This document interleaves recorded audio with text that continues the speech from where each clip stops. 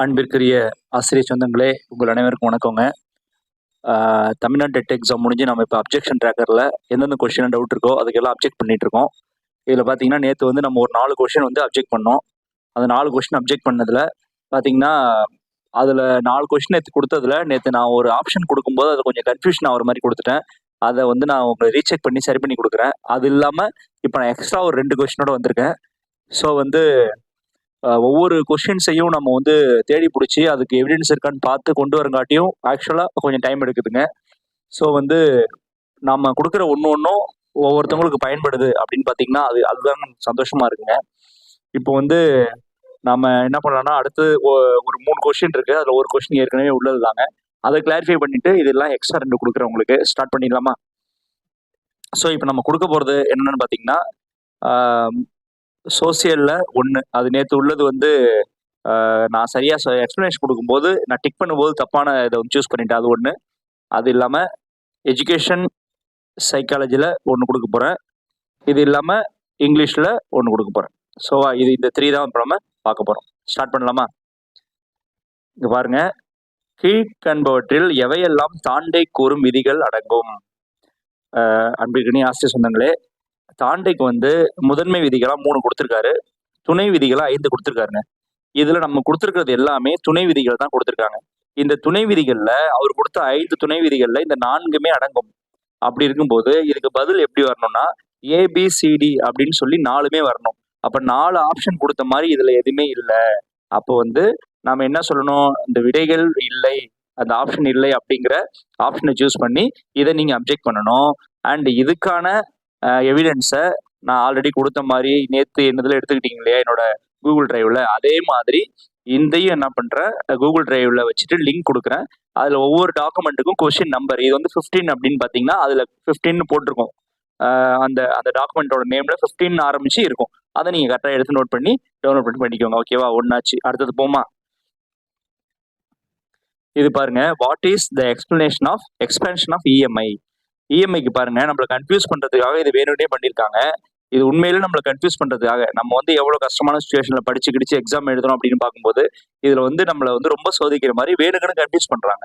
இது மாதிரி தான் சோஷியல்ல கூட பண்ணியிருந்தாங்க. சில ஆப்ஷன் டைரக்டா ஆன்சர் இருக்கும்போது அதுக்கு கீழே ABCDன்னு கொடுத்து நம்மளை கன்ஃபியூஸ் பண்ணி வச்சிருந்தாங்க. அதுல நிறைய டீச்சர்ஸ் வந்து தப்பான ஆப்ஷனை போட்டுட்டாங்க. மேல உள்ள ஆப்ஷனே சரியானதுன்னு சூஸ் பண்ணிட்டாங்க. பார்த்தா அதுக்கு கீழே தனியா ABCDன்னு கூப்பிட்டு Aக்கு 3, Bக்கு 1, Cக்கு 4 அது மாதிரி மாத்தி மாத்தி கொடுத்துருந்தாங்க. ஸோ பாத்தீங்கன்னா இதுவும் அது மாதிரி தான் வந்திருக்கு. எக்ஸ்பென்ஷன் ஆஃப் இஎம்ஐன்னு பார்க்கும்போது ஆக்சுவலா வந்து பாருங்க, அது வந்து ஈக்குவேட்டட் மந்த்லி இன்ஸ்டால்மெண்ட் இது வரைக்கும் முடிஞ்சிருங்க. இவங்க ஸ்கீம்னு ஒன்று எக்ஸ்ட்ரா சேர்க்கும் போது அப்ப மேல எஸ் சேர்த்திருக்கணும். கரெக்டா? ஒரு ஒரு ஸ்டாண்டர்டான அக்ரோனிம் அப்படின்னு பாத்தீங்கன்னா இஎம்ஐ தான் ஒரு அக்ரோனிம்ங்க. இஎம்ஐயோட இதை நிப்பாட்டிருக்கணும். இதுக்கு வந்து பாத்தீங்கன்னா எக்கனாமிக்கலா பல்வேறு ஆத்தர்ஸ் கொடுத்த புக்ல இருந்து எவிடன்ஸ் இருக்கு. நான் அதெல்லாம் வந்து ரெடி பண்ணி உங்களுக்கு PDF ரெடி பண்ணிருக்கேன். அதை நீங்க நிச்சயமா சப்மிட் பண்ணலாம். ஸோ அப்படி பார்க்கும்போது இவங்க என்ன பண்ணணும்னா இந்த ஆன்சர் ஈக்குவேட்டட் மந்த்லி இன்ஸ்டால்மெண்ட் அப்படிங்கிற இந்த ஆன்சர் தப்பு. கரெக்டா? இந்த ஸ்கீம்ன்றது கூட வரக்கூடாது. அப்ப நம்ம இது எப்படி எல்லாம் அப்ஜெக்ட் பண்ணலாம் அப்படின்னு நீங்க பாத்தீங்கன்னா 4 ஆப்ஷன்ல சரியான ஆப்ஷன் இல்ல. ஏன்னா ஈக்குவேட்டட் மந்த்லி இன்ஸ்டால்மெண்ட் நின்று இருக்கணும். அப்ப நமக்கு ஸ்கீம் ஆட் ஆயிருக்கு. அப்ப சரியான ஆன்சர் இல்ல அப்படின்னு நீங்க அப்ஜெக்ட் பண்ணலாம். அப்படி இல்லைன்னா கொஸ்டின் தப்பு. ஏன்னா கொஸ்டின்ல இஎம்ஐன்னு கேட்ட பிறகு இவங்க எஸ் சேர்த்துருக்கிறதுனால நாமளும் அதுலயும் எஸ் சேர்த்து வந்திருக்கணும். அப்ப இஎம்ஐஎஸ்ன்னு வந்திருக்கணும். அப்படின்ற காரணம் வச்சு கொஸ்டின் தப்புன்னு நம்ம அப்ஜெக்ட் பண்ணலாம். ஸோ நீங்க எப்படி அப்ஜெக்ட் பண்ணிக்க போறீங்கன்றத பார்த்து அப்ஜெக்ட் பண்ணுங்க. ஸோ இதுல நிச்சயமா நமக்கு ஒரு அப்ஜெக்ஷன் இருக்கு.